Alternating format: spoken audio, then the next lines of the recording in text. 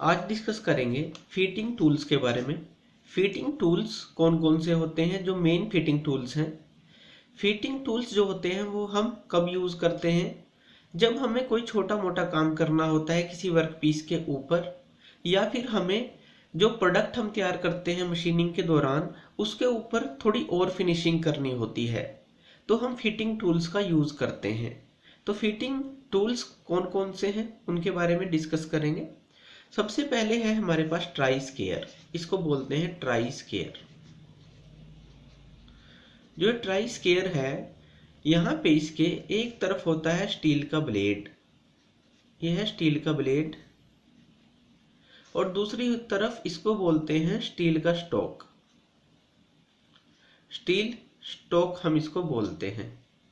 ये दोनों 90 डिग्री के एंगल पर होते हैं।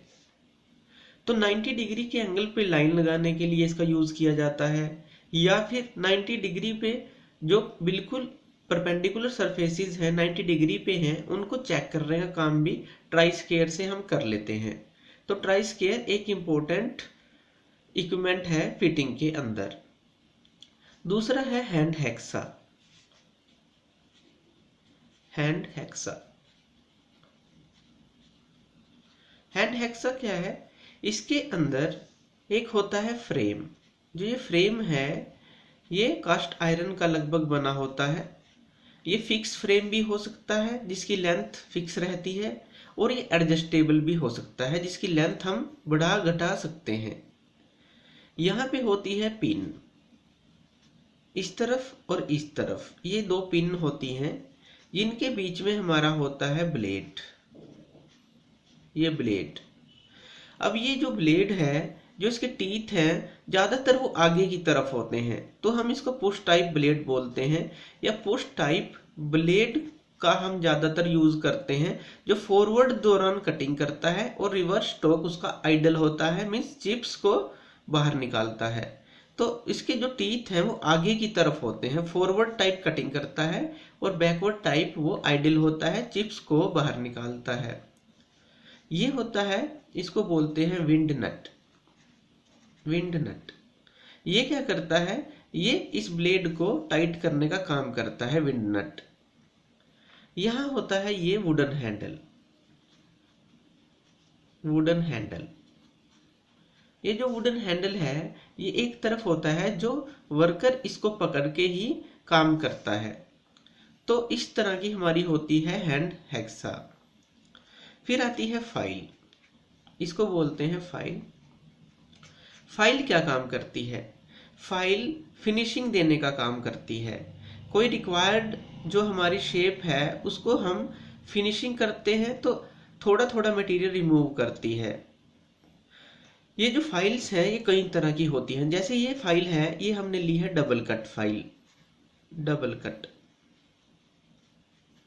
अगर इसके अंदर सिर्फ ये एक लाइन होती टीथ्स की तो वो होती सिंगल कट, लेकिन हमने यहाँ पे एक ऐसे लाइन है और एक ऐसे, तो दो लाइंस हैं, तो ये है डबल कट। इसी तरह से बहुत तरह की फाइल्स होती हैं, राउंड फाइल, फ्लैट फाइल, तो काफी तरह की फाइल्स हम यूज करते हैं। नाइफ एज फाइल ये होता है, इसको बोलते हैं टैंग। एक तरफ टैंग होता है जिसके ऊपर वुडन का हैंडल लगाया जाता है। ये लगभग हाई कार्बन स्टील की बनी होती हैं। ये फिनिशिंग के काम आती हैं, मटेरियल को रिमूव करने के काम आती हैं। तो ये होती हैं फाइल। फाइल हमारे पास अकॉर्डिंग टू रिक्वायरमेंट काफी तरह की होती हैं। यहाँ देखिए ये है स्क्राइबर। स्क्राइबर, स्क्राइबर क्या होते हैं, ये भी स्टील के बने होते हैं। इनका 3 से 5 mm लगभग डायमीटर होता है, मीन्स ये सिलेंड्रिकल होते हैं। दोनों तरफ पिन पॉइंट होते हैं, इस तरफ भी और इस तरफ भी। एक तरफ स्ट्रेट पिन पॉइंट होता है और एक तरफ ये बेंड पिन पॉइंट होता है। स्ट्रेट पिन पॉइंट का यूज, स्क्राइबर का यूज कहाँ पे करते हैं, लाइंस को ड्रा करने के लिए किसी शीट मेटल के ऊपर, तो ये लाइंस को ड्रा करता है। और जहां पे ये स्ट्रेट पिन पॉइंट नहीं पहुंच पाता वहां पे इस बेंड पिन पॉइंट का यूज करते हैं।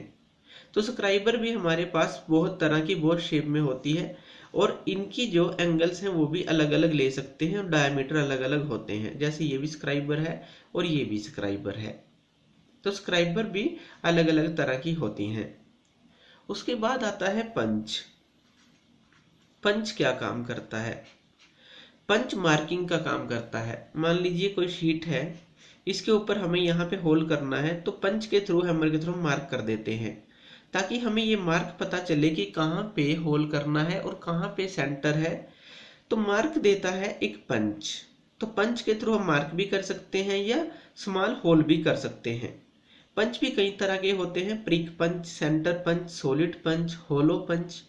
अकॉर्डिंग टू पंच यहाँ पे जो इनका कॉर्नर एंगल होता है वो अलग अलग होता है। जैसे प्रिक पंच की बात करें तो ये 30 से 60 होता है। अगर सेंटर पंच की बात करें वो 60 से 90 होता है। तो अलग अलग एंगल्स होते हैं इन पंचेस के अंदर। तो पंच हमारा यूज करते हैं मार्किंग के लिए या फिर होल क्रिएट करने के लिए। लास्ट है जिसके बारे में डिस्कस करेंगे, सरफेस गेज। इसको बोलते हैं सरफेस गेज। ये जो सरफेस गेज है, इसका जो बेस होता है, इसको हम बेस बोलते हैं, ये होता है कास्ट आयरन का। इसके ऊपर ये वर्टिकल कॉलम होता है, ये बना होता है स्टील का। ये वर्टिकल कॉलम स्टील का है और ये स्लाइडर होता है जो ऊपर नीचे स्लाइड करता है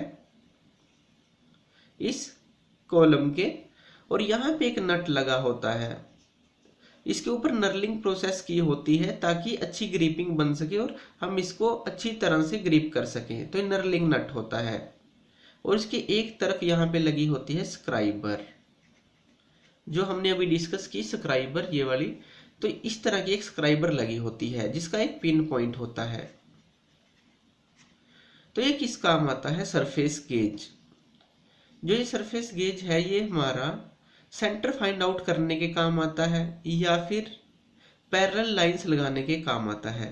मान लीजिए कोई हमारे पास सिलेंडर है, हम इसको सेट करते हैं और एक जगह सेट करने के बाद स्क्राइबर आती है और इसको हम इसके ऊपर से फिरा देते हैं तो पैरेलल लाइन लगा देगी।